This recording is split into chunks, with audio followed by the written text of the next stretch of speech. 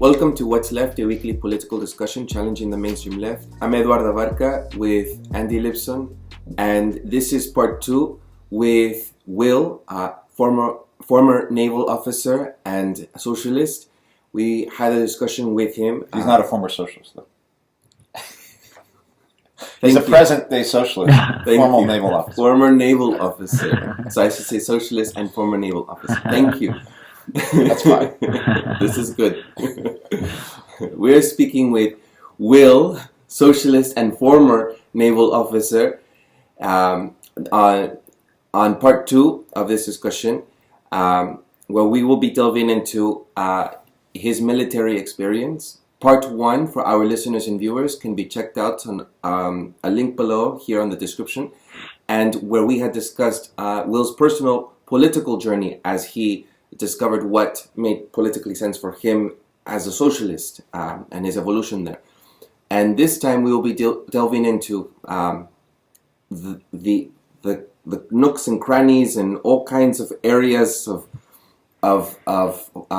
former naval officer life and military experience in general. I think that we will find very fascinating, especially since it's an inside look, it's an insider's look. No, yeah. Did you want to say anything, Andy? No.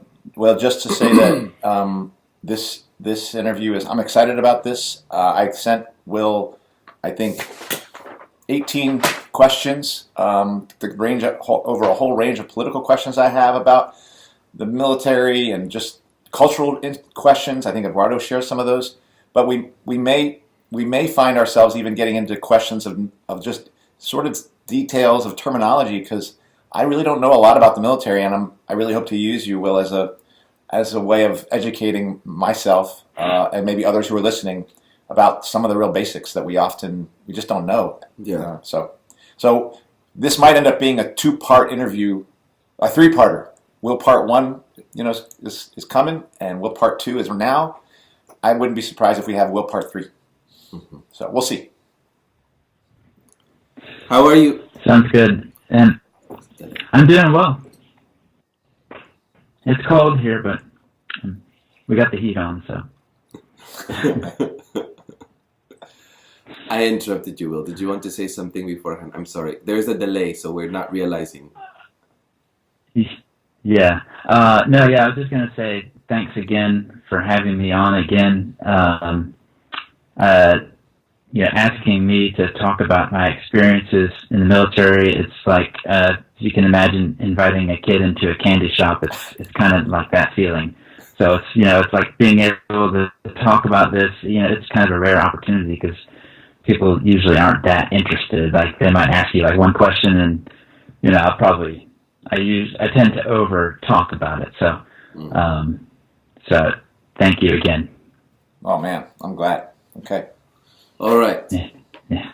Well, let's start from just the beginning, right? So you, in our first interview, you mentioned how you spent several years in the military, and it was what actually became a very crucial part of your process to discovering how radical your ideas were going to take you.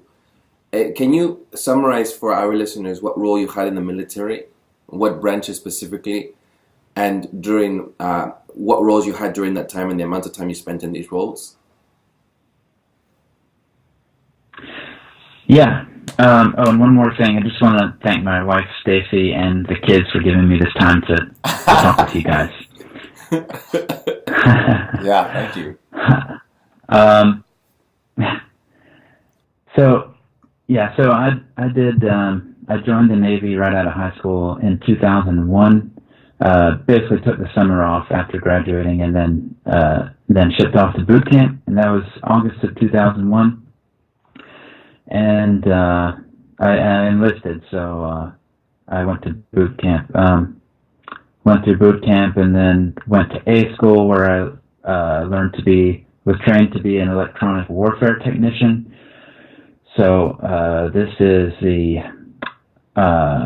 it's basically passive radar detection of electromagnetic radiation from ships or missiles or land-based radar, primarily with the purpose of threat detection, especially missiles. So I was an operator of the Slick 32, which is basically this ancient 1970s machine. I think it's been updated since I left, but basically the purpose is to detect missiles and secondarily to detect other ships' radars for intelligence purposes. So radar detection and then jamming is the other part that the Slick 32 does. So anyway, that's kind of what I did. It was a couple of months of school. We did a lot of memorizing signals and whatnot, so learning about radars but I was kind of like a button pusher. So I was going to work in the Combat Direction Center, most likely in a carrier because that's where the capabilities are. So I ended up getting stationed on the Harry S. Truman, which is an aircraft carrier out of Norfolk, Virginia. And we did, after I got there, that was March of '02, and we did our training workups, as they're called, to get certified to deploy. Ended up deploying December of 2002, and yeah, so that was my first deployment. That was Operation Iraqi Freedom, and we'll get more into that later. But so I was on Truman for 4 years, almost 4 years, and I did 2 deployments on that ship. I was in the Electronic Warfare Division, which, as I said, works in the Combat Direction Center of the carrier. And so, it's like you see in the movies with people looking at radar screens and stuff like that. It just, it's basically how it is, except a lot less exciting, a lot more boring. And I also worked in Flag Intel for a little bit, which was kind of the same thing. And then I worked in Strike Ops Admin, which was different.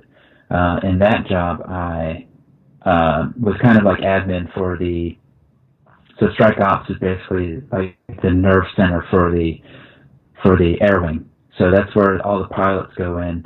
They make their air plans. They plan they basically coordinate with each other when they're going to take off and land, and they make their air plans that way. And that was a really interesting job, because imagine being a fly on the wall in with Navy pilots. It was pretty cool. Especially for me at the time. I imagine right now it'd be, with my values now, it'd be a little bit less cool, but at the time it was super cool.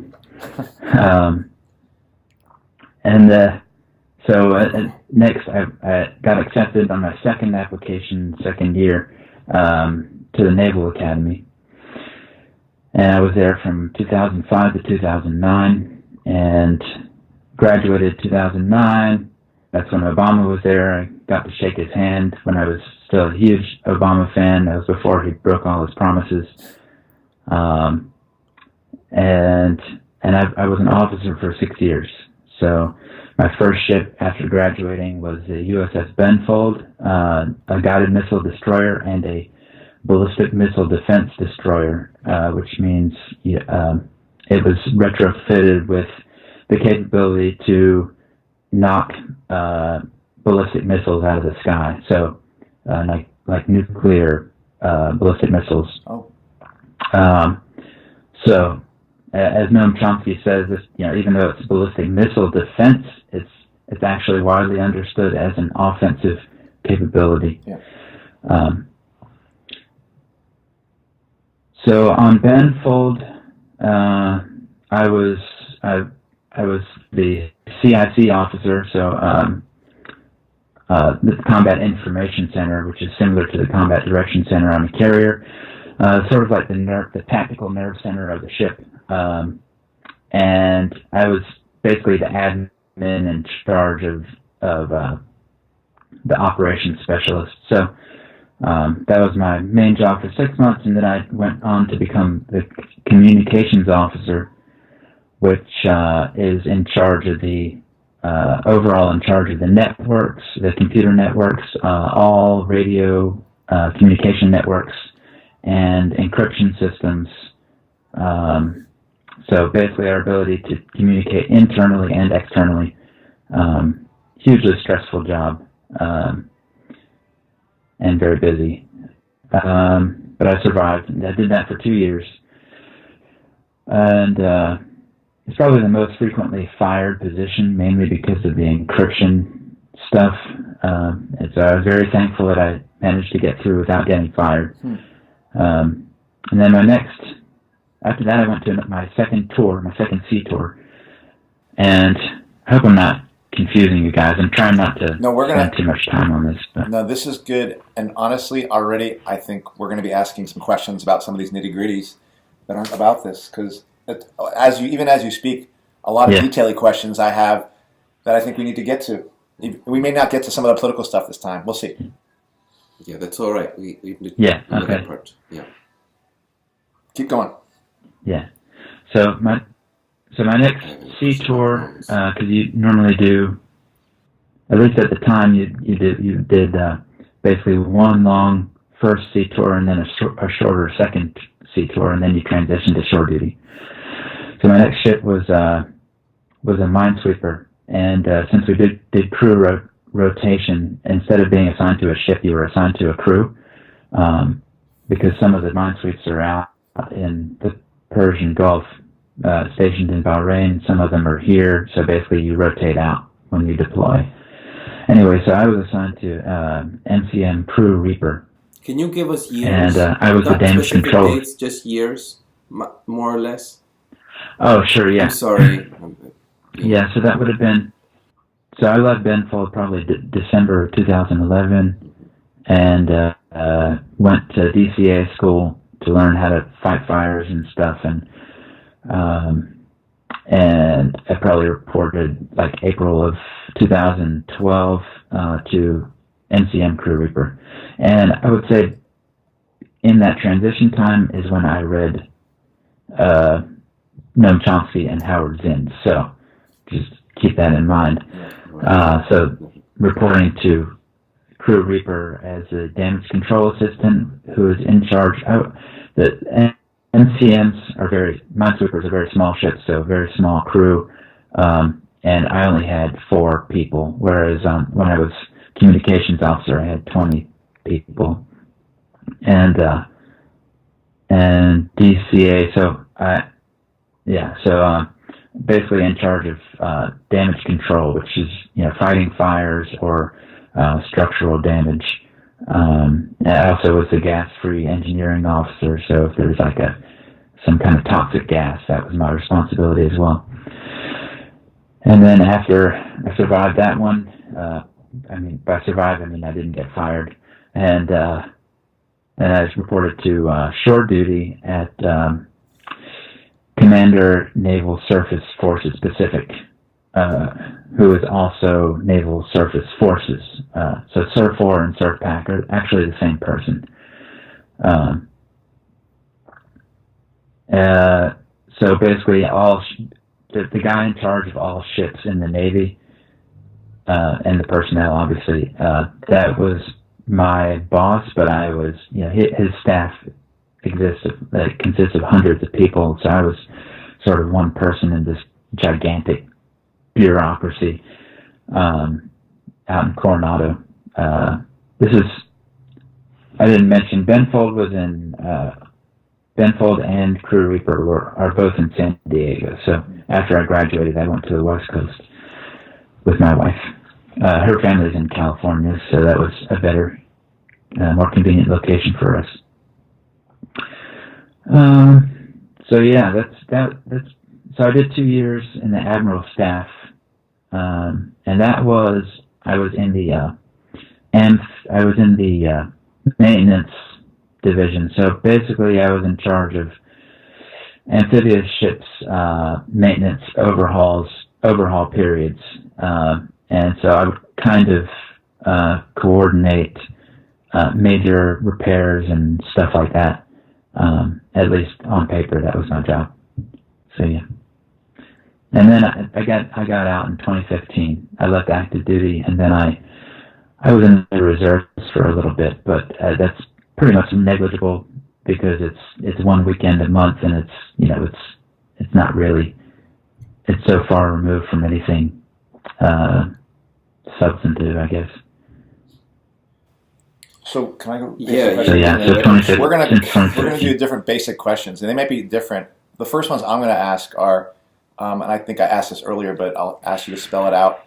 I'm not as familiar with the terms of the terms of private and corporal, and that's as much as I'm familiar with the various grades of people who are, and I think that's in the Army.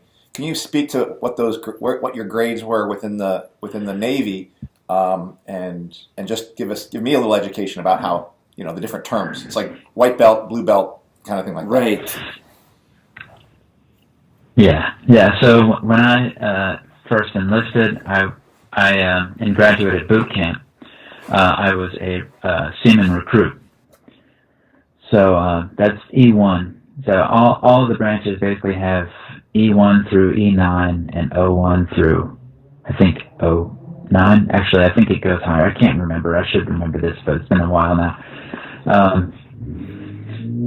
So I've forgotten what the Army and Marines and Air Force are, but in the Navy, it starts with E1 is seaman recruit, E2 is seaman apprentice, E3 is seaman, and then you go up to petty officer third class, and you get your crow, they call it, and then petty officer second class, petty officer first class, and then you go to chief, so chief petty officer, and then it goes senior chief petty officer, then master chief petty officer.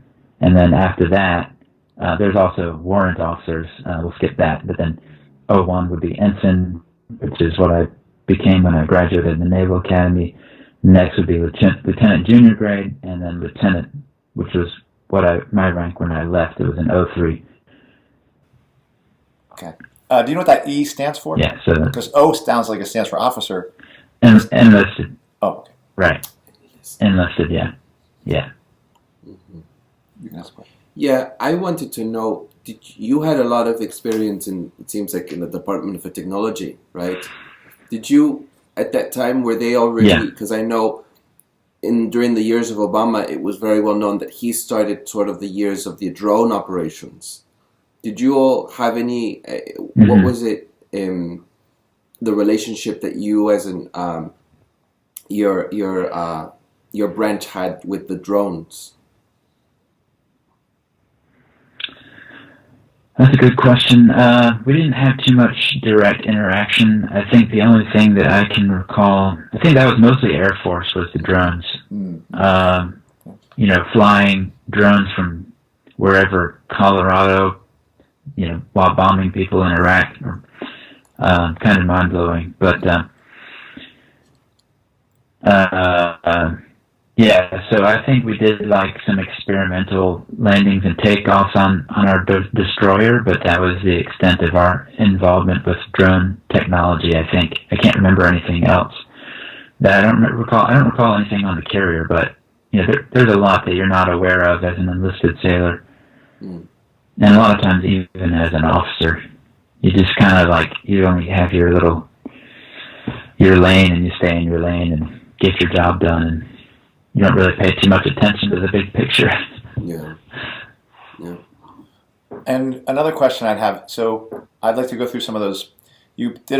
I can really get a picture, because you said, like you mentioned the movie of the radar, looking at a radar screen and things like that. But then your next, the job you had at Ben Fold, which was anti-ballistic defense. Yeah. First of all, could you say more about what that job would look like? Yeah. And secondly, I think it's a big statement, and I think it's true, to recognize that anti-ballistic defense is offensive. But can you say more about why you know, and why even the military knows, that anti-ballistic defense is actually it's an offensive measure, not a defensive measure per se, if you know what I mean? Yeah. So I'm not the greatest in sort of military analysis, but I think basically it's understood that ballistic missile defense is considered offensive because countries like Iran, they have their entire military is a very defensive military. It's not designed to invade other countries, and so when countries like that develop ballistic missile capabilities, they're doing it as a deterrent against attacks by the United States or some other country. And so if you're basically neutralizing their deterrent capability, then that's you're signaling, dominance over them, because, I can't think of a good analogy, but yeah, you're neutralizing their deterrent capabilities. Which then which basically says to the person who's the aggressor, we are in a better position to be aggressive now because we don't have to worry about your one form of offense that we have to worry about. Right. Especially for a country like the United States, that we have, our policy is one of power projection, and we're very clearly oriented towards asserting dominance across the entire world. So it's for us, to claim that anything is defensive measure, it's kind of ridiculous. I mean, if it's defensive, then why are we sending them all to the other side of the world? Well, the claim is that we're defending allied nations, but right, it's like this is what we say about North Korea as well. We put anti-ballistic missiles in South Korea. We say it's about defense, but it seems to allow us to go on the offense with regards to North Korea. Right. Yeah. Can you say a little bit about what your job would have been there then? Like, what's that look like? What are you doing on Benfolds? So we had a lot of different equipment. I guess the first thing would be just the computer networks, and that was the biggest headache of all. But probably the more important stuff was, it's been so long now. But basically, the things that allowed us to conduct things like BMD, and a lot of that was transparent, or I should say opaque. What's BMD? Yeah. Ballistic missile defense. That's ballistic missile defense.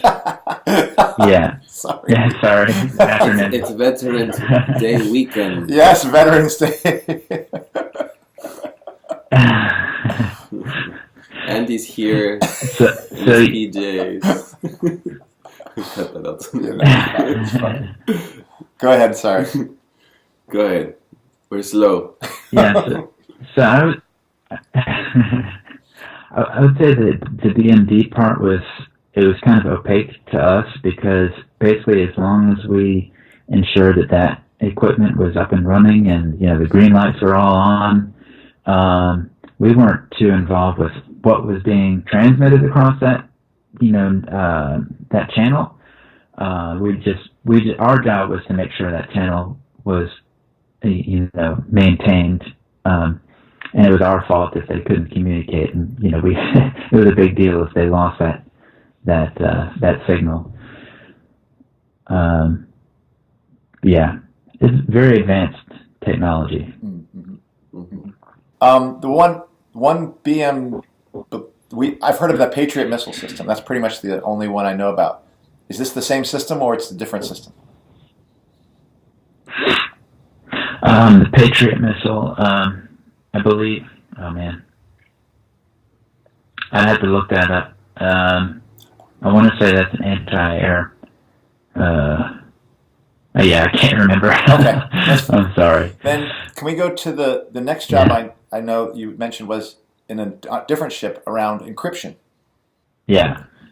And you said that job. Yeah. So that encryption.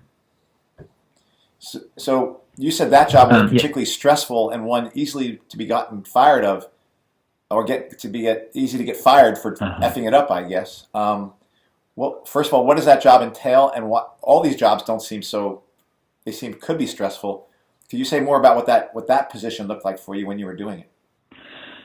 Yeah. So that job, basically encryption. It basically, we would maintain the encryption keys. It's hard for me to explain it, but we kept everything in the vault, and I had required a clearance, and the thing that gets you fired is possible compromise of classified information.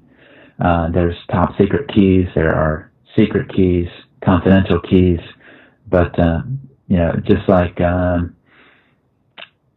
way that we broke the German code in World War II with the Enigma machine or whatever it was. So that sort of thing, if one of our encryption keys becomes compromised, that's a huge deal, and that's why people get fired from this job.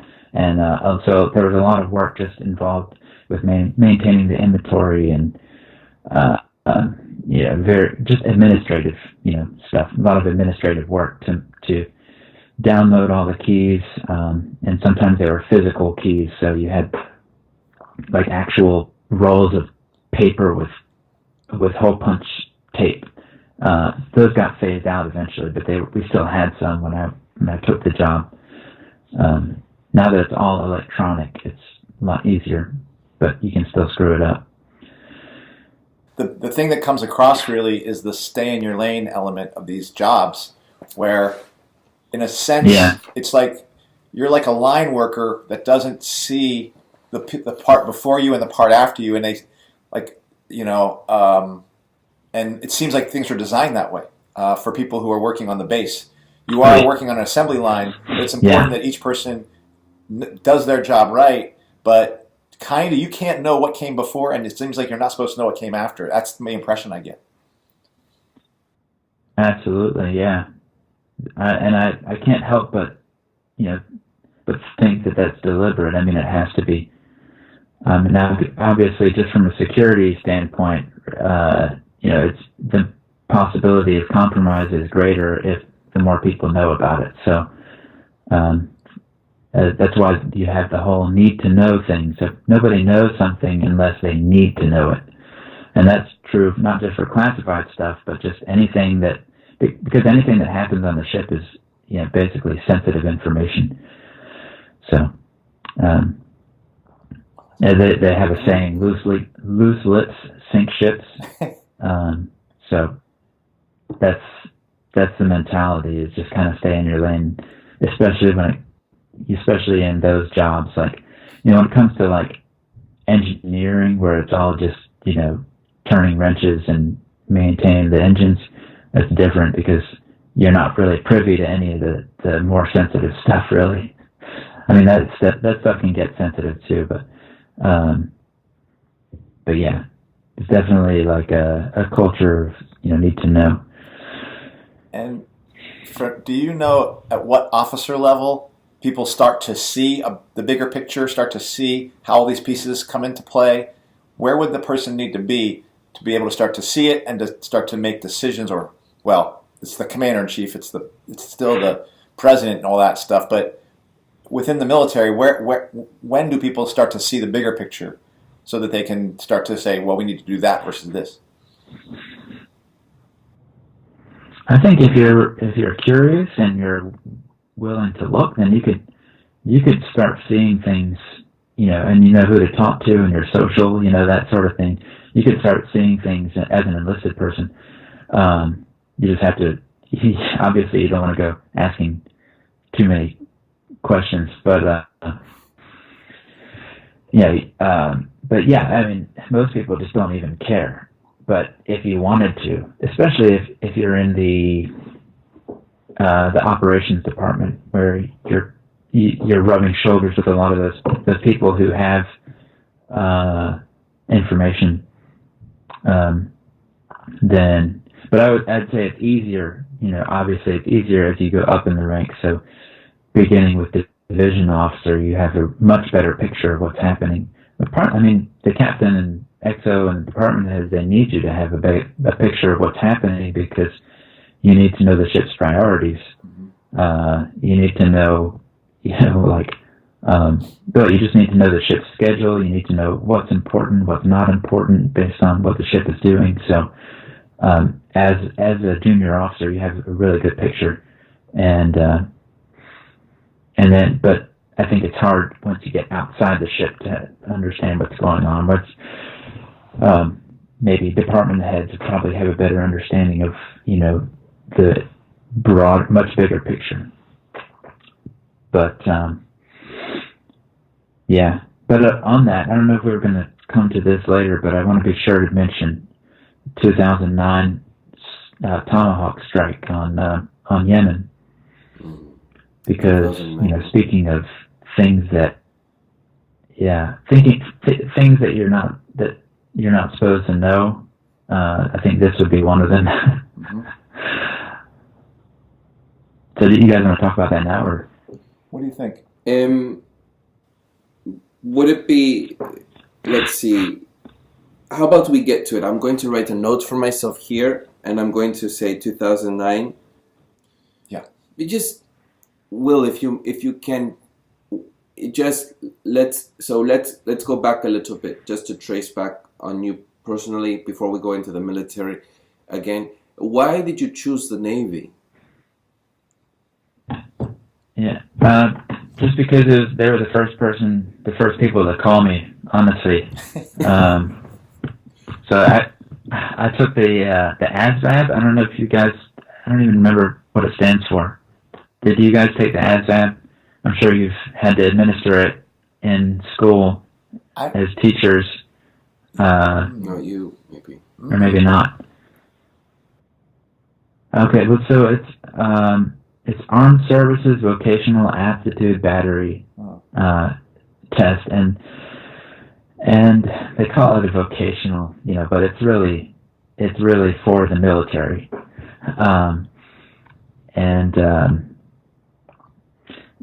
so we took that in high school. We were required to take it. I don't know if that's still the case, but we had to take it, and I did well on it. And the recruiter called me to tell me I did well and asked me if I was interested in joining. And I said I hadn't even really considered it up to that point, but when he asked me, it was like I decided right then and there, that's what I want to do. And I told my mom when she got home, and she was like, she was against it at first, like dead against it, and because she grew up during the 70s in the wake of Vietnam, and there was just a lot of anti-militarism still in the culture, which obviously I think that's still there now. But the recruiter came to our house to kind of reassure her. But I think the key thing that he said was, "It's not your father's Navy," and he set her mind at ease. And That's what they do. I think the thing for me was that I've always done, I've played sports in high school. I've enjoyed doing choir and stuff like that, and I've always wanted to be part of something. I've always enjoyed being part of something, and so I think what I hated about school was just I didn't want to go to college anymore, or I didn't want to go to college at all. And the appeal of the military was being part of something bigger than myself. That's something you hear a lot, too, in addition to the economic piece. People want to be part of something that they think is important. And that was the case for me. Wanting to feel needed, to feel wanted, that was, it felt like it was a no-brainer for me at that point. And my grandpa was in the Marines, and so I was always proud of that he was in the Marines during World War II. So, I was just, like I said, I believed in the sort of patriotic mythology of the United States. So yeah.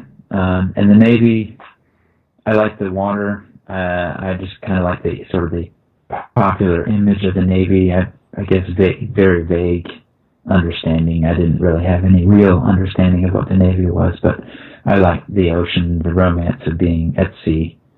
So you mentioned that it was also part of in the last interview you had said that you had lacked focus as well. You weren't doing really well in school at some point. Yeah, and it was weird too, because once I joined the Navy, because I entered the delayed enlistment program, so at the end of my junior year in high school, I signed up with the understanding that I'd ship to boot camp in a year. And It was weird because once I joined the Navy, then I started doing well in school. I can't explain that. I don't have an explanation, but like I started doing my homework. I think it was because I knew I had to graduate, so I didn't want to risk not graduating because you had to have a diploma. I think that's what it was, and but yeah, I just hated school. I hated homework. I didn't want to. I didn't. That's actually why I didn't go to become a nuke. We call it a nuke, but basically, the people who run the reactors on carriers and submarines. I didn't want to go to school for 2 years because I was fed up with school. So yeah. And I guess I do want to highlight something you said about wanting to be part of something, and particularly in relationship to public education, because we as your teachers are grading you as an individual. We ask you to, we assess you as an individual, even though capitalism will socialize you, make you a part of a social unit called the working class. Even the military will have you be part of a social unit, which is, and again, I only know the Army parlance of platoon and things like that. And people often fight to save their group, not because of the cause per se. And it's really striking to me that is one of the things that is such a problem for young people in education. Is it's so atomized? All the burden falls on them to essentially fight for your own future against your other classmates, particularly if I'm grading you on a curve. And it's very interesting to me how I listen to that. And we in education, because it's capitalist education, I think it's intentionally atomizing. And even though we know we're preparing you for a collective future. Mm-hmm. Absolutely. Yeah, it's just very alienating experience growing up as a kid in the post-World War II U.S. where, the suburbia, kids hardly even have an extended family anymore. You got your parents and maybe your little circle of friends, but so the attraction of having that family in the military, even if it's a toxic family, is huge. Mm-hmm. And I think that right there is leading me into. I was thinking about this earlier. Why the value of having an organized left that can serve as a community and not as sort of a even more toxic community, like kind of a church, I guess. Mm-hmm. I have a question about the culture. What, just in general, before I get to specifics, because I do have specifics, but just in general, what is the culture, the military culture, or specifically the naval culture? Well, I guess it depends on where you're looking. But man, that's a big question. I mean, it's very diverse. It's basically just working class kids that are joining. So I would say, you take the culture of the working class, and it's very reflective of that. Although I would say that people are sort of kind of indoctrinated with a conservative mentality, very vaguely conservative mentality. You have people of color, you have black people, you have Filipinos, Mexicans. I would say, in my experience, fewer Mexicans, but a lot of Filipinos, and it's just very diverse. I mean, you get all kinds of opinions. I would say it's almost like a requirement that if you do talk politics at all, you have to be conservative. It's like I don't really understand it. I guess that's because it's the politics of the officers, so you don't want to say anything that runs counter to that, or maybe it just makes your job easier if you're conservative. But there's definitely sort of a cult of exceptionalism where we think that we have a higher, better values than sort of the civilian culture, I guess. But that's kind of vague too. I mean, I guess it's kind of difficult to generalize about the culture. I mean, when you get into the officer class, you can make some more specific statements, because I think that they are overwhelmingly conservative. There's some variation, like you might have like traditional Republicans or right-wing libertarians. Like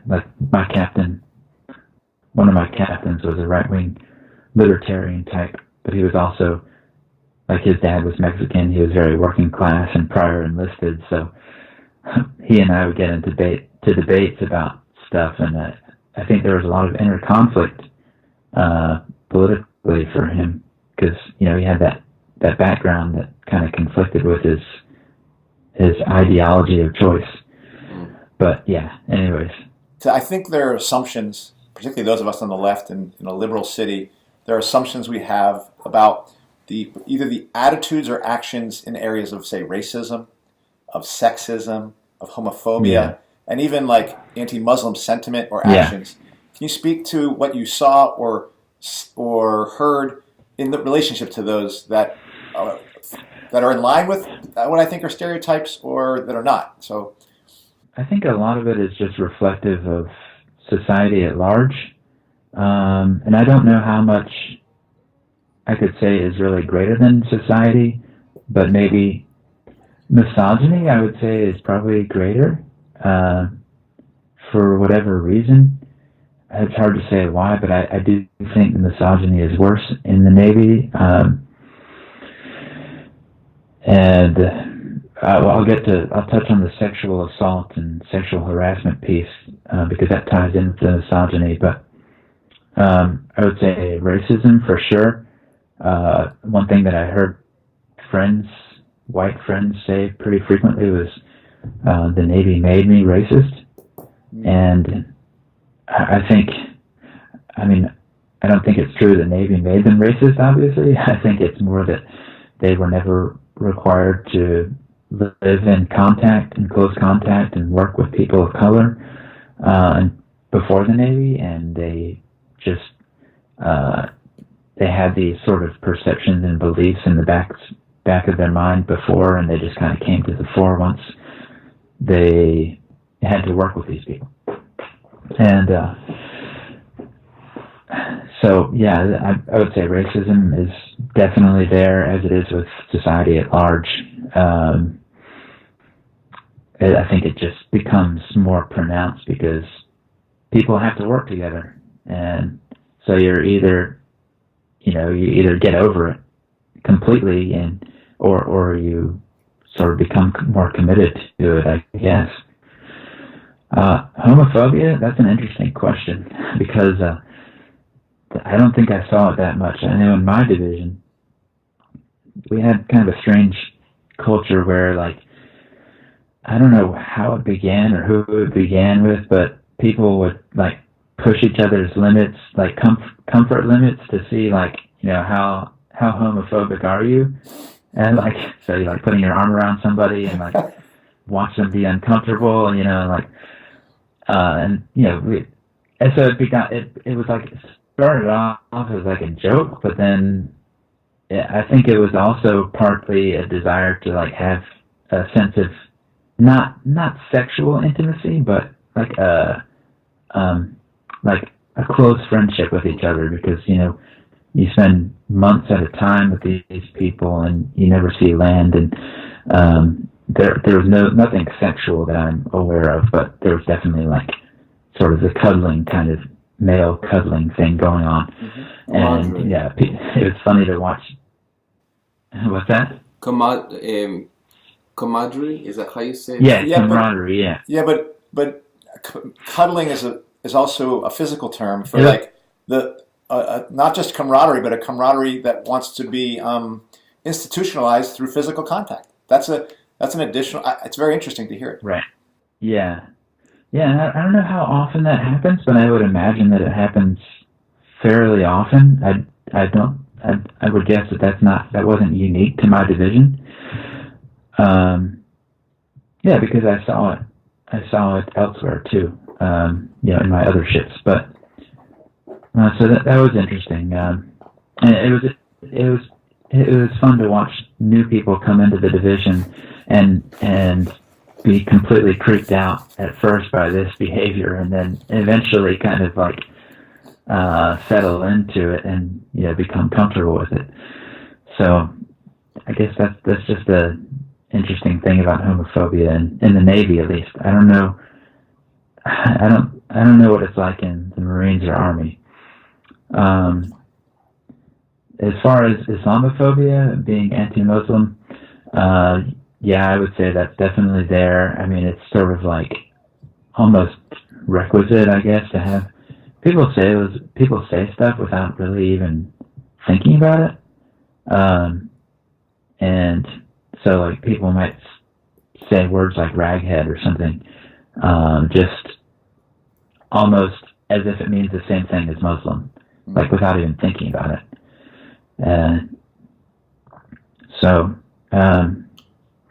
there are very few Muslims in the military, at least when I was in. I wonder why.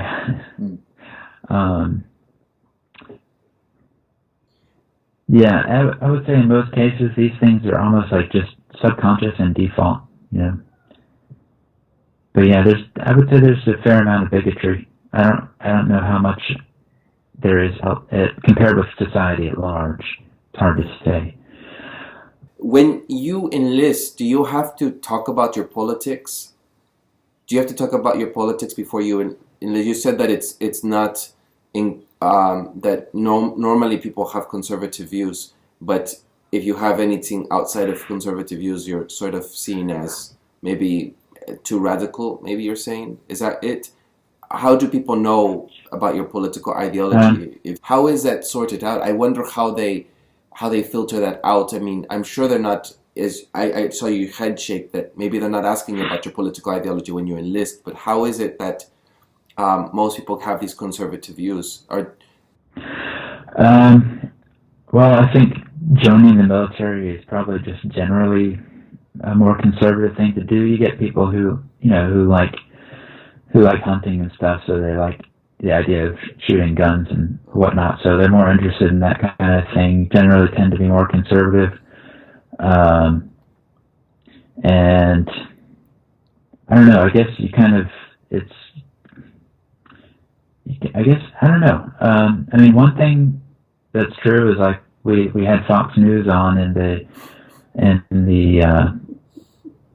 the Combat Direction Center on, so 24/7. So you get this stuff blasted into your ear. You don't know anything else really.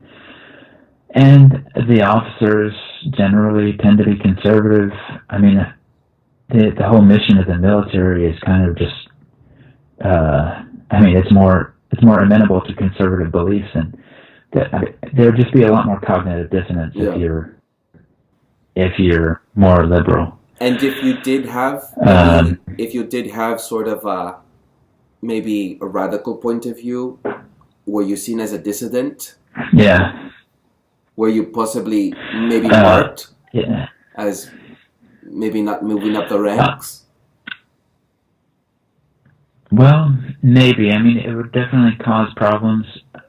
I never really saw anybody get into political debates. I can't think of any time where... Yes. I did, yeah, much later. The one time that I was kind of like asked about politics was when I was doing an interview with I guess it was the FBI for my clearance, my security clearance when I was enlisted, and they asked me about my family, my Cuban family. Asked me if I had any contacts with my Cuban family, and I didn't. But that was interesting. So that was I think that was the one time that I had any. Well, throughout that entire interview, they ask you a lot about your political beliefs. This is what I wanted to know. Yeah, but this is what I was getting to know. Yeah. Yeah, it's more like it's not like do you vote liberal or Republican? Right. It's more like do you advocate the violent armed overthrow of the U.S. government? It's like, have you ever advocated that's what I'm that? trying to get at. Yeah. It's like, Not if you're yeah. for Hillary or something. Yeah. It's No, yeah. No, I think there probably are a lot of liberals in the military that just keep their mouths shut, because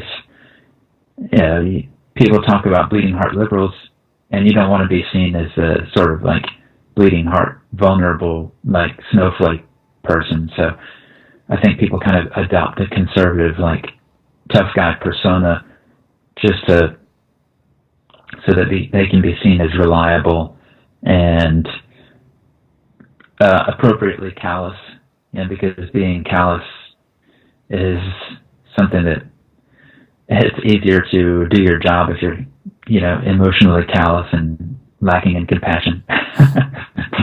So it's almost like a value in the military to not care about anybody but your own comrades. Yeah. To have any kind of scruples about what you're doing.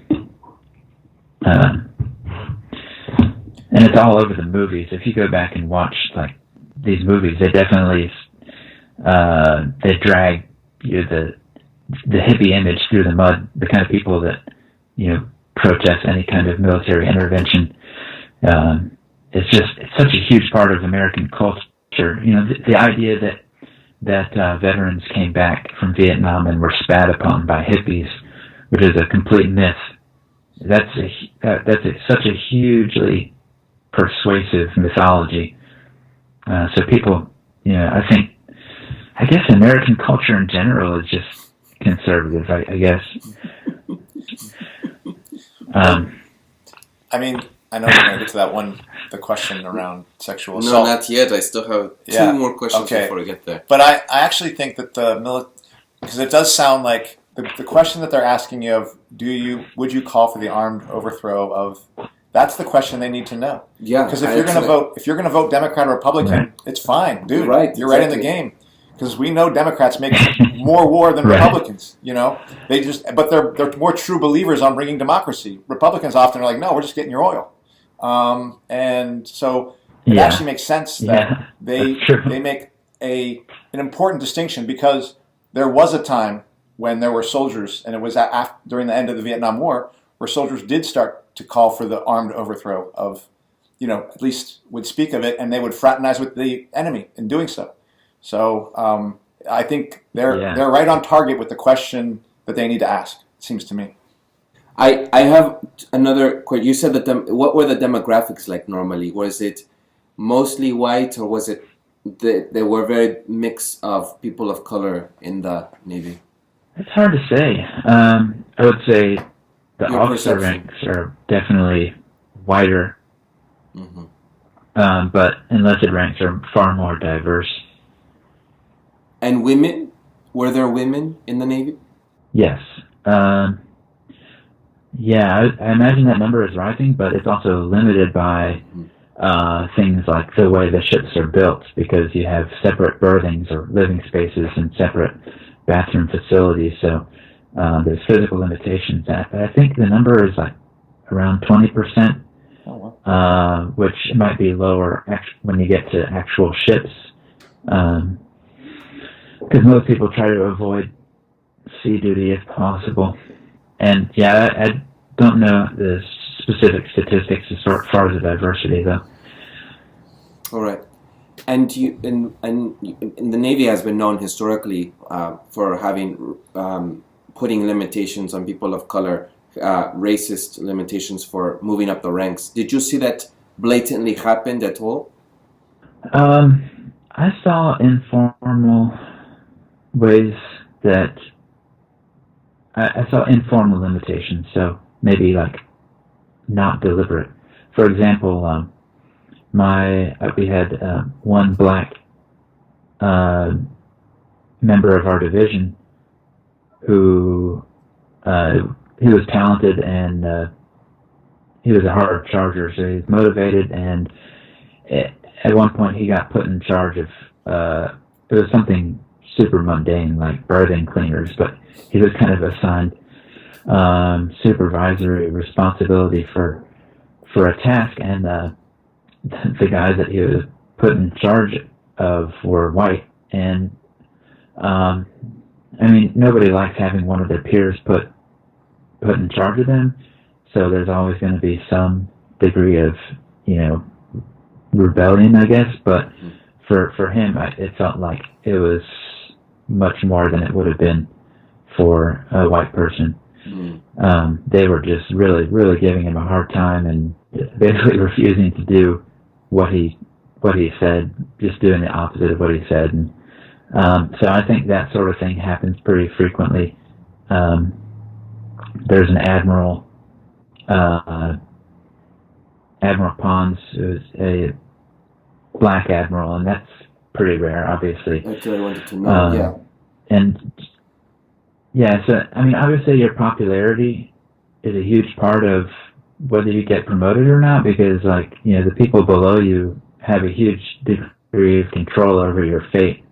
If they want to make your career a failure, they can. And so for people of color and for women too, who are put in supervisory roles, I would say it's a lot harder for them to do well, just because of, people rebel more than they would a white male, I guess. So I would say I never saw anything like that I could definitely point to as like this person got promoted because of this, but you definitely see those informal kind of limitations, or the general culture creates this sort of system of white supremacy or patriarchy. Now, I guess I have a question in relationship to that, because I know some of the people I've known in our JROTC program were officers. JROTC program. Junior officer, I don't know what it is. Junior Reserve Officer Training Corps, something like that, right? Awesome. Yeah. So, and actually, all of them are men of color, and in some ways they recognize, and they all recognize the racism that's in society, but often speak of their time in the military as maybe less racist than their time outside of it. So one of the questions I'd have about that example is when the white seamen or people underneath this officer gave him hell, did the upper echelon support the officer and basically force people to get their minds right, or did they just stay hands off and let the guy suffer in that? Well, it wasn't really too overt, and I think my LPO was Puerto Rican, and my LCPO, his supervisor was, sorry, I'm throwing acronyms out there again. The leading petty officer was a E6 in charge of our division. He's Puerto Rican, and his supervisor, the leading chief petty officer, is from Guam. And there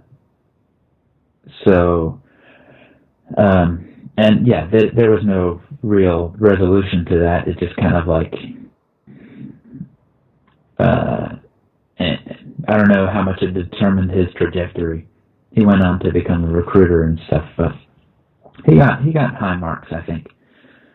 But yeah, there wasn't much of a reaction. I mean, people tend to avoid dealing with stuff like that just because it's so.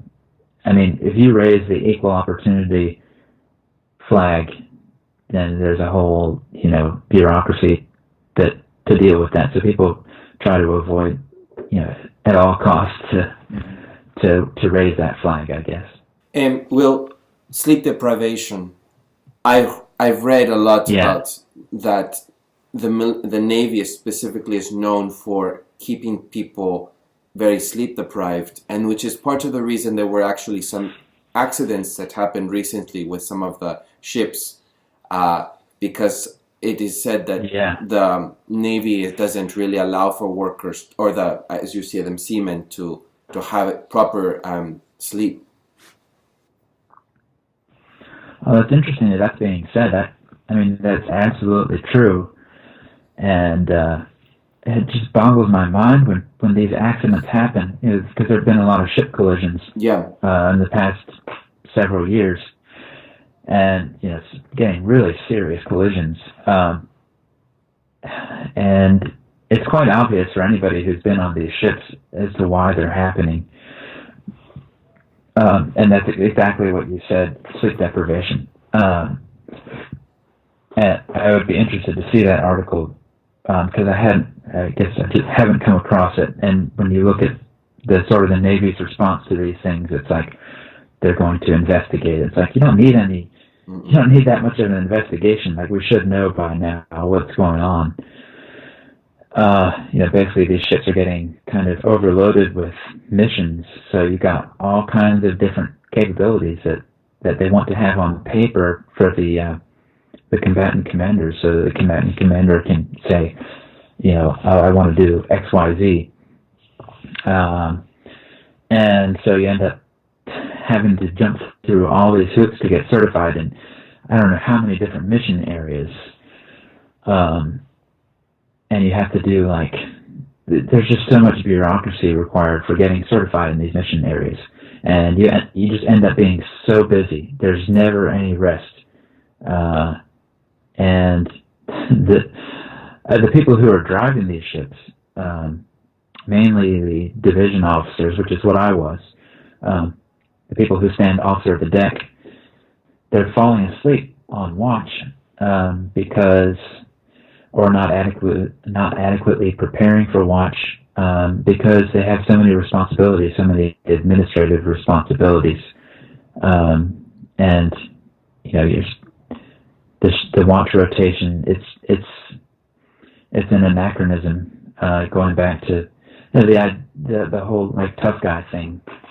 The idea that we're supermen who should be able to stay up working all day and then stand a 5-hour watch at night. It's ridiculous. We have science that says otherwise, but just the culture hasn't really caught up.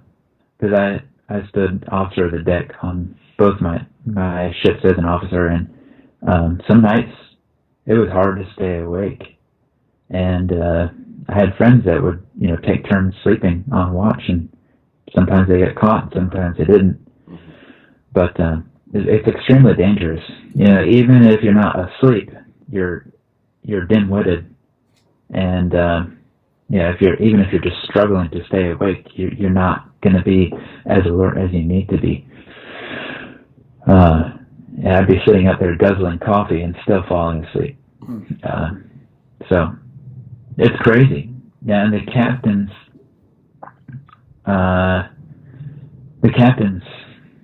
are just, I don't know why they don't.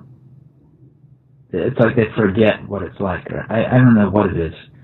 But everybody, like I said last talk, if you're not a yes man, you don't get promoted. So, that's why these ships get overloaded, because everyone is just keeps saying yes. And nobody's willing to say no. Like, we have too much. We can't do this because it's not safe. And it's like, where do you draw the line? It's a spectrum. But I mean, I guess all that is really secondary to the entire mission of the military. So I guess it's good in the big picture that these ships are falling apart and getting destroyed. But from an internal perspective, it's irrational. But I think that just speaks to the bureaucracy and the hierarchy. Thank you. Yeah, I think we're going to go to 3 parts, to be honest. So we're just going to have to deal with that. Because the thing I would say is what you're describing reminds me very much of what's happening in education. More and more responsibilities falling on the same number of people, or sometimes fewer number of people. Yeah. The conditions of overwork, the conditions of overwhelmed. Your job as a person, essentially a grunt within the military, is no different than the position of a grunt under capitalism, which is you're going to get overworked, right. And they just need you to do enough, and if when you get used up, they'll find somebody else. And Yeah, exactly. and the thing that's interesting to me is we haven't. I guess I want to ask you about things like pay and benefits in relationship to some of this stuff, because I know there's been a lot of talk about how it's very low. But can you speak to that part of this, of being exploited essentially? We're never going to get to any. Yeah. We have lots of questions for you, Will. Because we will end with this. I want to we'll probably end with the sexual, the sexual assault thing, because I think it's important. But we're going to have to come back to some other, even bigger questions that we have. So. Yeah. So the pay and benefits, I would say pay and benefits are generally pretty good, and you get full coverage, medical, dental. It's really good, and especially when you get higher in the ranks and officers, it's great. I guess when you factor in, how much are you getting paid by the hour, then it might be a little bit less than it seems because you're spending, so much time out to sea, and so much time on the ship. But it's, just as far as job security and the pay and benefits, it's, hard to beat, honestly, especially for the Navy, because there's, there's no risks. You're not really going to get PTSD in the Navy, because you're not face to face with the people you're killing. You have a better chance of dying driving to work on the freeway than you do in the Navy. Are you able to kind of speak to some of the numbers of these things for in terms of salary? So for example, a base pay for a teacher, but again, we have to still pay for our own room and board. I think yours is paid for already, but starting pay for teachers around $45,000. Generally, work your way up to around $80,000. Sometimes at the very top rate, $100,000. Things like that. So what are we talking about with the enlisted? I can't even remember. I will say that E1 through E5 struggle financially. Especially if you have a lot of dependents, if your parents depend on you, or if you have kids, then it's definitely a struggle. But I don't think I could speak to the numbers too well. Right. All right. I have questions about frats and hazing. I've heard a lot about this culture of frats within military culture. Can you speak to that? And even just freshmen that come on in, they haze them. Okay, yeah. So hazing. Hazing is a big part of the military culture. Boot camp is hazing in a lot of ways. They say that the justification for the high pace of the training is, a lack of time, but it's really just sort of a way of making you suffer and seeing how much you can take, and just ritual suffering, I guess. But I would say once you get out of boot camp, hazing, it's a lot better than what it used to be. I think it's a lot less frequent. You'll have these crazy incidents where people will ceremonially beat up somebody. Mm-hmm. That kind of thing just doesn't happen anymore. Or if it does, it's extremely rare. I think I think there was one or two incidents on the ships that I was on, but again, it's rare. But in boot camp, it was still in recent memory that the drill instructors could hit you. When I was there, it had been fairly recently abolished, I guess. But instead, they would basically exercise you until you couldn't move anymore. So there weren't any limits as far as they could make you do as many push-ups as they wanted until you collapsed. They would like one of the threats they would make is, we're going to make it rain, and basically that would be like, I'm going to PT everybody until there's so much sweat in the room that it's dripping off the ceiling. So, I mean, that's definitely very different from actually hitting somebody, because all you got to do is collapse to the floor, and it's like, what are they going to do? They can't do anything. But there's definitely like verbal humiliation, which, I think the idea is to kind of like make you callous and impervious to someone saying things. But of course, like, that's, it's gonna hurt, especially at first when you're not used to it. But eventually you learn that it's all an act, and you just have to play your part in the play, I guess. Lots of cursing and humiliation, collective punishment. Sleep deprivation is a big part of it. When I was there, I think it's changed now, but we only got 6 hours of sleep a night, which seems okay, but when you accumulate that much sleep deprivation, it does things to your body, and you're not learning as much as you could be. Like, we would be going to classes and have to stand up because we couldn't sit there and not fall asleep. I would go through my trainee notebook and just find like scribble that I couldn't read because I was trying to stay awake while I was writing.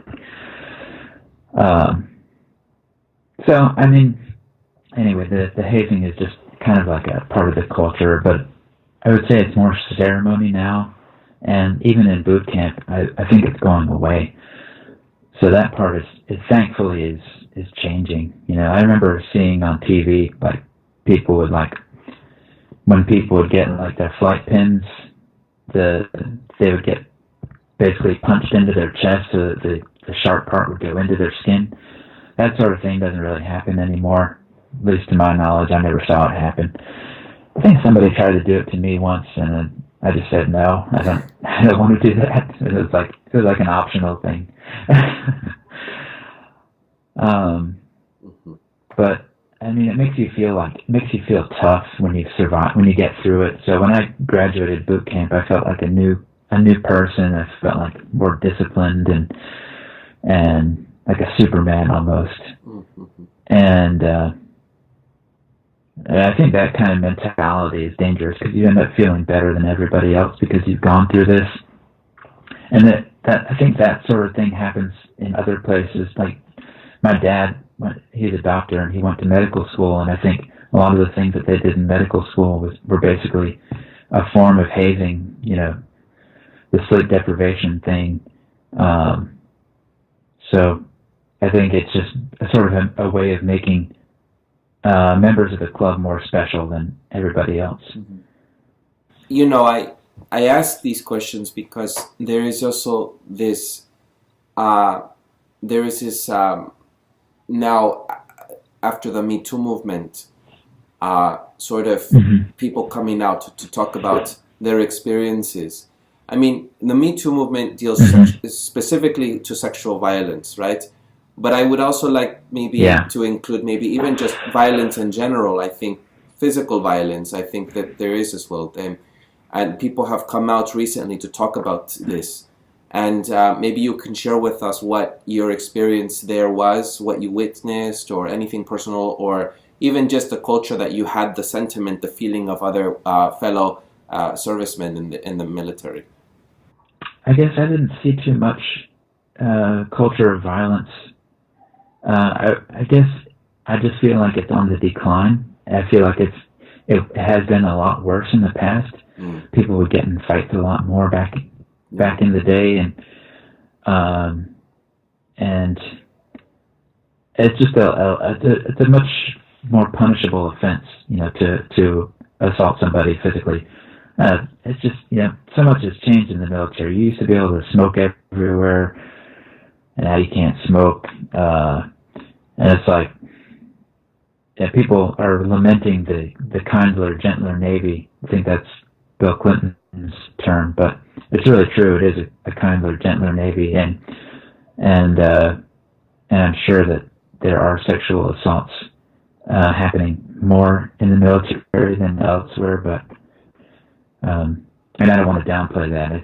I think it's, one is too many. But I do think that the culture of the military, I do think that military is probably being more proactive about it than the rest of society. I think just the fact that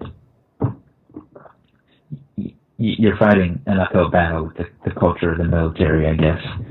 And the fact that people are living together. I mean, you're living on the same ship for months at a time, or you're deployed, and people have PTSD and stuff like that. So you're dealing with all kinds of factors that you do not have outside the military. So, I mean, the problem is greater in the military for just so many different reasons. So that, as far as violence, I'd just say it's getting better, thankfully. And that's probably true of society in general. Actually, I don't know if that's true. Society kind of feels like it's getting more violent.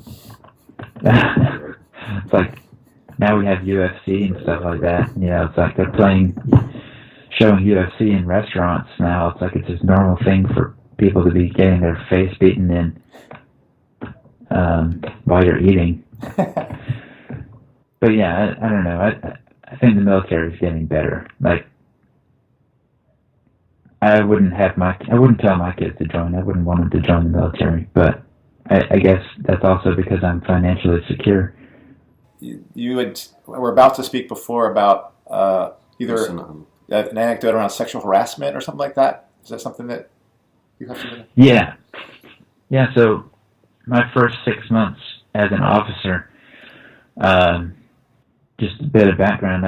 I went from an E5 to an O1 and basically skipped a whole bunch of ranks in between.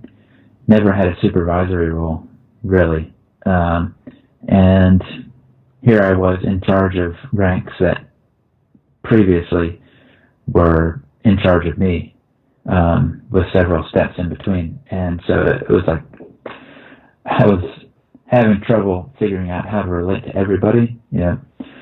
Like before, when I'd call somebody chief, that meant my boss, and now when I call him chief, that meant my subordinate, and that was just really weird for me, in a way that I don't think was weird for people who had gone straight from college to the Naval Academy to the Navy. And so I was relating to junior enlisted in sort of a more an informal way, I guess. And so there was also the context of supervisors who were acting kind of tyrannic, and they were unpopular. So I was also trying to talk to the junior enlisted to get a sense of what was going on, like what was really going on, because I had this filter between me and the rank and file that I was only getting one.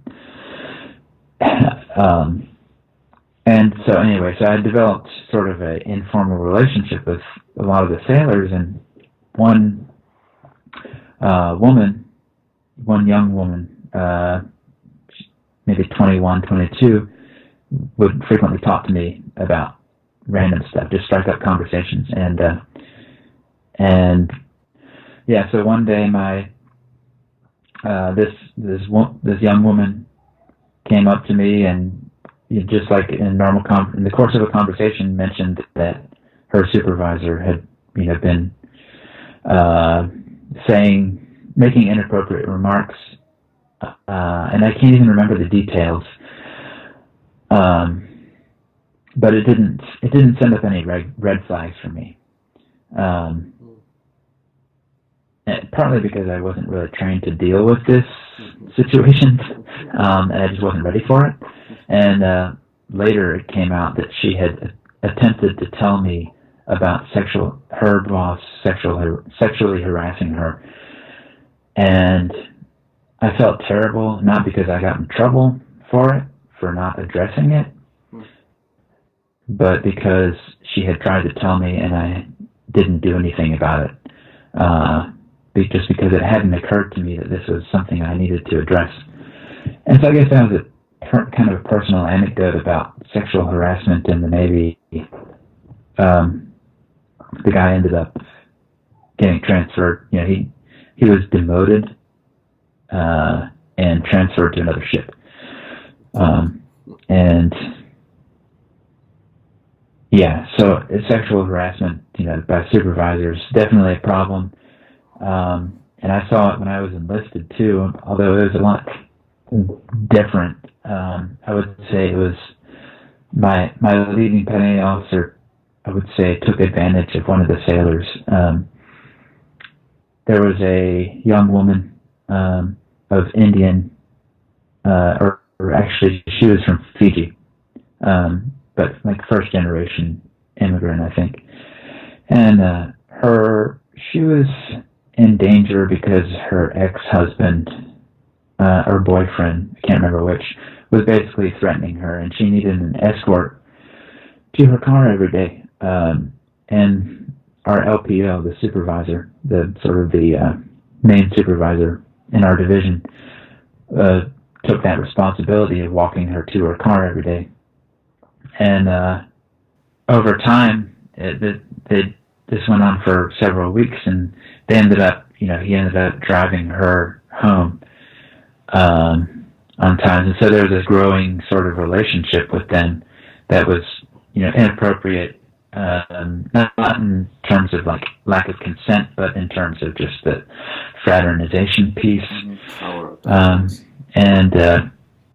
Anyway, so where do you never know how much of that is, taking advantage of somebody and how much of that is consensual. I mean, I guess it's up to the person involved, but it ended up not working out very well for either of them. So yeah, that's not really sexual harassment though. It's just fraternization. That is a story. I think I'd like to include it. That's actually in the workplace as well. Those questions come up. So I think and I appreciate that it's not some glamorization. It's like a real story. It's a real thing that happened. Yeah, and the story gets a little more interesting too because people started resenting it. I don't exactly know why. I think there was partly jealousy of the supervisor, maybe partly jealousy of her. I don't know. But then we ended up, we were talking about it because it was getting really like almost open relationship type of thing. And one of the guys sent an anonymous email to the supervisor basically saying, we know what you guys are doing, you need to stop. And the supervisor went straight to his supervisor, told him everything, denied any relationship, and we all got called in.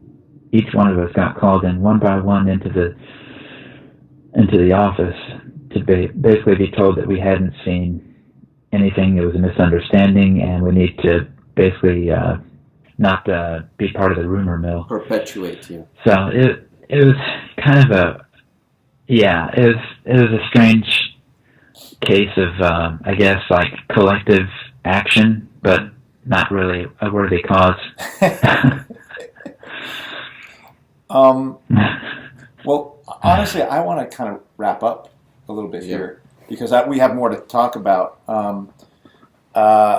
Maybe we've actually spent most of our time on basic in your basic time. Maybe I will finalize with this because I would like to ask you this question because I think next time we'll talk more a little bit about the officer experience and we want to center it around you had some experiences on missions that you had mentioned we want to talk about. And then I think some deeper questions about politics that come 2009 up. Yemen, etc. Tomahawk stuff or whatever. My last question really is, so basic training is actually famous in movies, like a Full Metal Jacket, Stripes, it's like you have these people right up in your face yelling and all sorts of things get said and even, like you said, physical. What parts of those things ring true? What parts of them don't? And I understand the notion of feeling. What do you make now of that whole experience for yourself in terms of what it meant for who you are today? Yeah, that's a great question. So basic training is like it's important because it's the sort of everyone's indoctrination into the Navy, or the military. So it's a common kind of ground. It's like a tone setting thing. Like this is how our culture is going to be, and I think it's really important for that reason. And a lot of time and energy is invested into it for that reason. And like I was saying earlier, it's basically a form of hazing. It's not like you're not just going to learn skills and you're not going just to learn, but to learn behavior patterns, I guess, destructive behavior patterns. But anyway, I would say Full Metal Jacket was extremely realistic, at least that first part, the boot camp part. Like, I think Arlie Ermey, the actor who played the drill sergeant, was actually a drill sergeant. Yeah. So, I mean, that was extremely realistic. It's pretty impressive, honestly. I mean, you spend an entire year before you become a recruit division commander, which is the equivalent of the drill instructor, just kind of learning the trade of yelling at people. And it's an act, I think that they kind of develop a sort of a repertoire of insults to throw at people, and after a while you learn that it's an act, and you start hearing things get repeated, and it's like, okay. But at first it's extremely impressive. It's like, holy shit, like, what's going on? Like, you're just completely disoriented and humiliated. And the idea is that they want to break you down and build you up into something new. Just completely break you down, like, spiritually and physically. And that's basically what they do. And if they detect any sort of resistance in that, they'll keep pushing. So you learn to kind of show their act that you're sort of humiliated and fearful, because if you appear not to be, then they'll keep like trying to press your buttons, I guess. Mm-hmm. I mean, it's mostly just hazing. You hardly ever get to call home. Sleep deprivation. And I liked the idea of it, but I remember towards the end, I remember telling my mom how tired I was of boot camp and how ready I was to leave. But I really liked the idea. Like, I wanted to be toughened up, And looking back on it, I think it's just a terrible thing to wish on yourself or on anybody.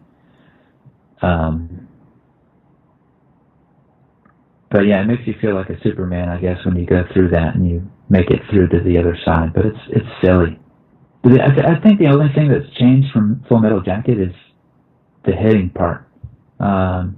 Although there might be more that's changed since I left. I think they're not depriving people of sleep anymore.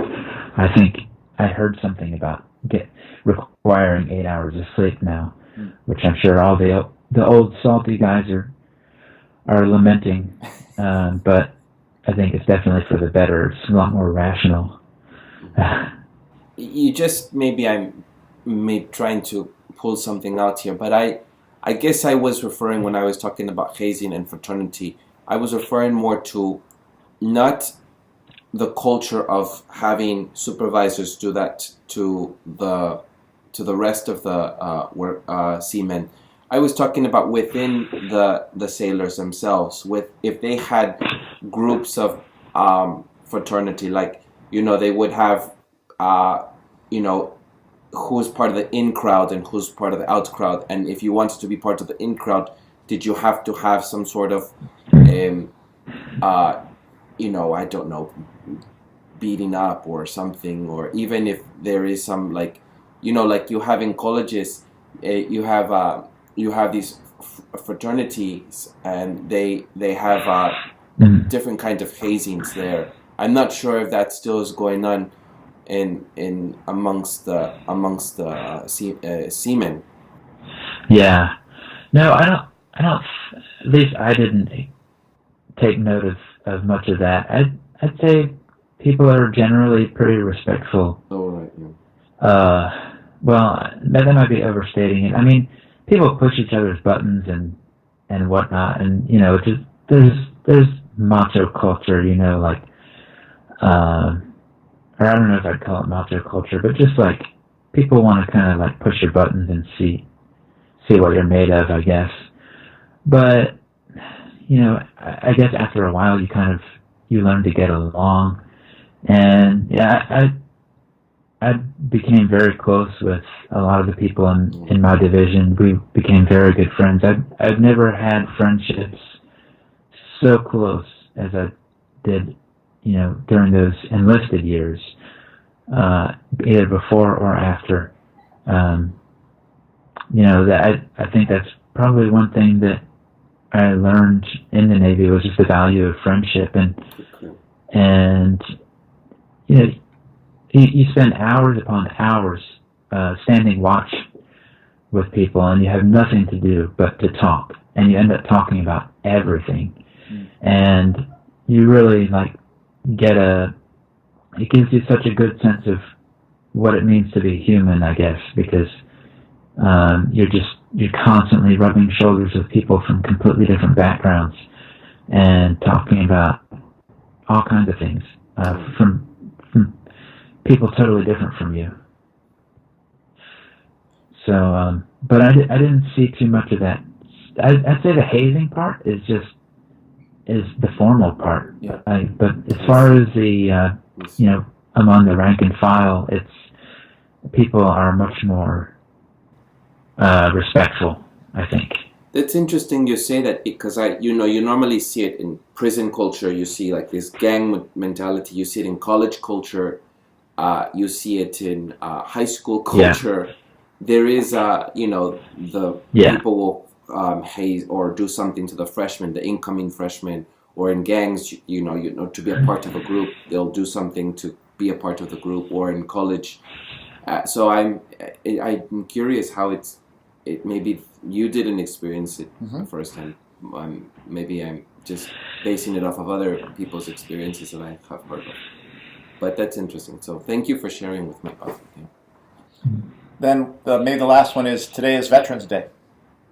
Today's Sunday? Today. Oh, no, tomorrow. Tomorrow is Veterans Day. Tomorrow is Veterans Day. Oh, tomorrow. Yeah. And I guess we'll end on this, and then we'll wrap up and do the next episode with you, Will.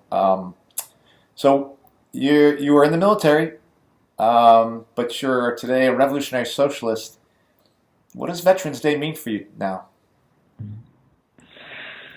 For me, it's just, I guess sometimes I post something on Facebook, just kind of like talking about my experience, and because a lot of times when I show my military ID or something for a benefit, or I mentioned that I'm as part of the military, people will say thank you for your service, and I never know quite how to respond, because I know that a lot of times they're just saying it because it's like an obligation, and they're not saying it like genuinely. But a lot of times people say it genuinely, and it's like saying it's just a nicety, So, but sometimes I say it wasn't a service; it was just a job, and sometimes if I'm feeling really angry about things, and I'll say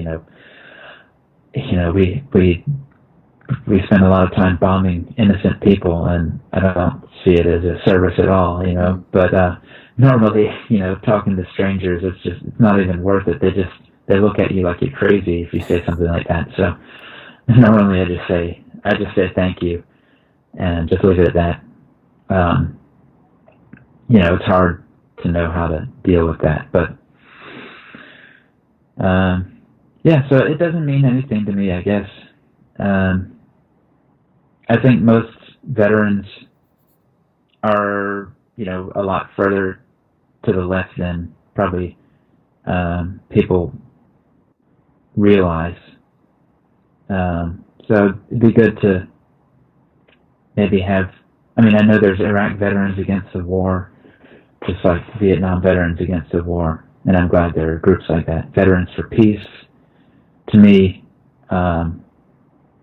that's the sort of veteran that I identify with, the anti-war veteran. Well, Not the veteran that thinks they should be thanked. right, like the winter soldiers of the Vietnam era. I guess I will say this though, because first of all, I do believe people mean it. In the same way that people, when I say I'm a school teacher, public school teacher, people will thank me, and they're sincere. And I actually really do believe people are very sincere in being like, "Thank you for your service." I'll bet you they're as sincere in saying that as they are about thanking me for my service. And I want to come back to what your mom was saying. You know, in her time, and this was good that this was like that. People were critical of the military. People were not. You don't want your sons or daughters going into the military because this is a war machine of death and cruelty. And a lot of ground has been regained by the U.S. ruling class in getting the rest of us to not think that way of our military any longer. Yet our military is more that than it ever has been. Even though it's compartmentalized and it's almost like a Terminator 2 kind of machine, where it's as much mechanized and automated as it is people killing directly. But I think that sentiment is sincere, but it does speak to the ground that the U.S. ruling class has gained on the working class, on their imperial project within this country. That people do say thank you for your service, and with that, it's not to say it's not to say spit on. It would be to say, hey, it would be more to say, I am sorry that you had to be part, or that you chose even to, or had to be part, or chose to be part of the U.S. killing machine, because it used to be more like that. Right after Vietnam, and they have gained ground since that time. Yeah, I think that's true. I will say that people of color are much less likely to say it, which I appreciate. I feel like they understand a little bit more. Yeah, I'm not surprised. Well, thank you, Will. I think we'll wrap it up from here, and we look forward to a next interview with you again. Let's conclude this episode.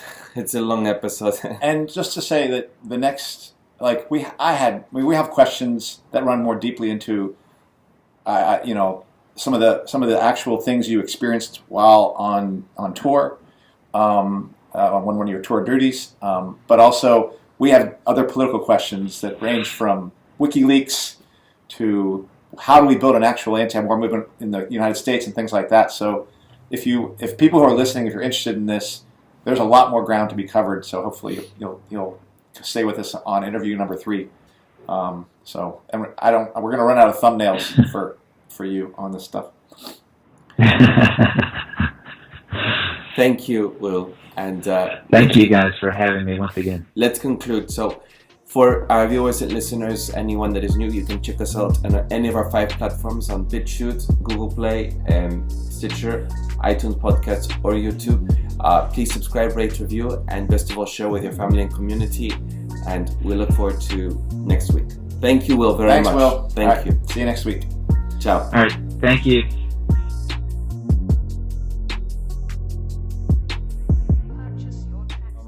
I just want to say a few things. Yeah, go ahead. Well, I want to make sure that when you say any of the things that you're going to say, you keep in mind that this is going to be public. I know that sounds silly of me telling you that, because it's obviously going on YouTube, and you know that, but somehow I just have a sense that some of these things are very sensitive issues, and I'm not sure how much you want to say, and it's up to you and up to your discretion. Just I don't know. I guess I'm very paranoid about the military and the deep state, the establishment, and surveillance. So I want you to, as you answer some of these questions, just to be mindful. Even some of the things you had said in the last interview, when you had said about an insurgency, I cringed a bit, thinking that you would possibly get sought after. Be in Leavenworth. Yeah. So this is just my final warning to tell you. Why are you just canceling the interview right now? He has a family. I have to think for you.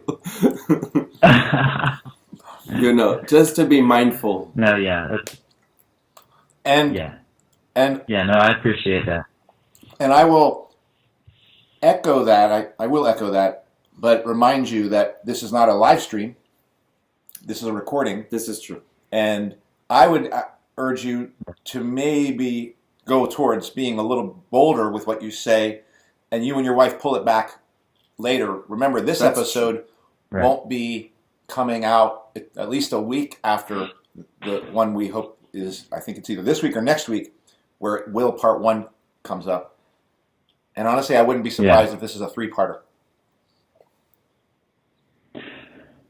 Okay. Yeah, I don't imagine that. I mean, I think this one will be easier for me than probably the other one because it's more straightforward. Yeah. So. But I'm. You understand where I'm coming from, right, Will? Oh, totally. All right. Totally. But again, Yeah, that's good. We're That's maybe good just advice. being redundant here. Just be free, and you have access to the entire thing afterwards. Right. Right. Okay.